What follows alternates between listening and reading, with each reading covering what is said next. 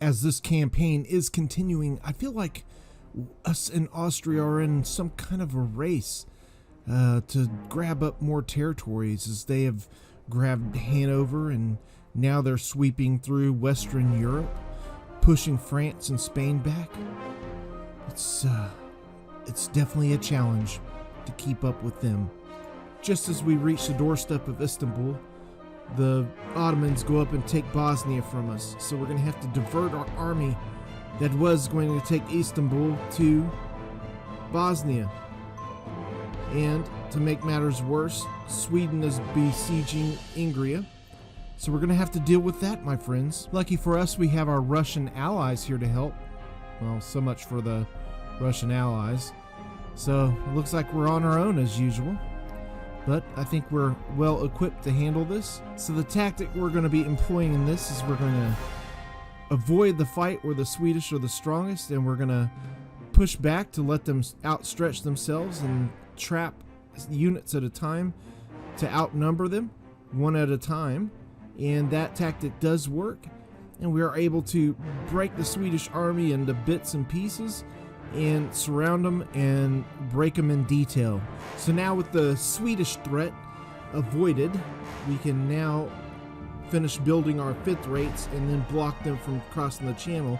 Meanwhile, we're going to send a force over to Bosnia to try to retake it, but as we deployed smart tactics, there's sometimes where you get your head a little too big for yourself and you end up bungling an operation quite severely, just like I did there. Well, I guess you win some, you lose some. That's a lesson the Ottomans will soon learn, as we will take them on once again with our army that arrived from Istanbul. And we are going to use our superior cav to commence downhill charges on them as we come down the slope of this gradient hill and continue to break these weaker units, taking out their artillery as well. And the Ottomans don't really fare much of a hope in this one, as we will continue to smash them for being such pains in our butt. Now with our army crushed, we can sweep up and retake Bosnia without any trouble at all, which is easily accomplished. Now, if you happen to be curious on where we stand with our research, we are actually doing quite well working on fire by rank, and we are continuing to knock out quite a bit of research as we move forward. We are getting quite a bit of enlightenment tactics done as well, and now we lay siege to Greece and take it out with an auto resolve. So as the Austrians are on the doorstep of taking Flanders and the Netherlands, we at least do make a push further south into Europe. Unfortunately for us, that push south does lead us into more enemies, as Venice does declare war on us. So with a new contender in the ring, we end up actually taking some losses early to Venice, as they do push on our newly captured region of Greece and taking it from us fairly easily as we do auto-resolve, because there is no chance in winning that. And in the north, we fight a naval battle versus Sweden. As you can see here, we are going to easily be able to capture some more ships, adding some additional fifth rates to our fleet, which will be vital for us, and also picking up some cash by selling the remnants of that fleet as well. Meanwhile, further in the south, our resources once again pulled from where we were going to push on Istanbul. I have to retake Greece again, and then we'll push on Moria.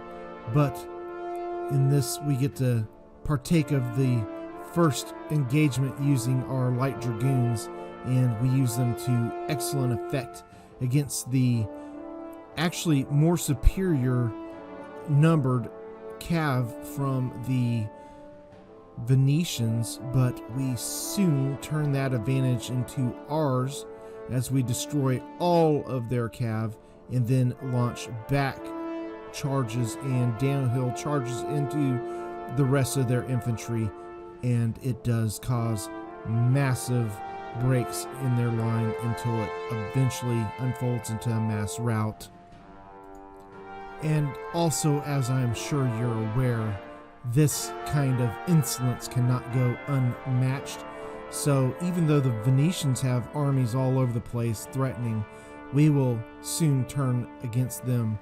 But now for Sweden again sending another massive fleet against our 3 fifth rates, we will prevail, I promise you, as we unlock this deadly battle against this massive fleet and one by one capture each one of their ships.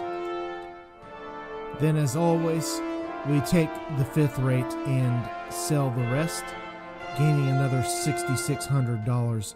Very much appreciated, Sweden. And now we return to Venice, where we will take the high ground versus their forces, a very heavily cav army that Venice possesses, way outnumbering us in cav, as we only possess 3, but we do possess the light dragoons, which we will push downhill to instigate their forces into our awaiting troops that will be more than happy to deal with them, sending them on their way home. And that is exactly, my friends, what ends up happening to Venice's cav. So as we run down the remnants of their force and try to dispatch every single unit, a few do get away, but not of any consequential number. So we take the field victorious, and we'll soon take Moria as our own.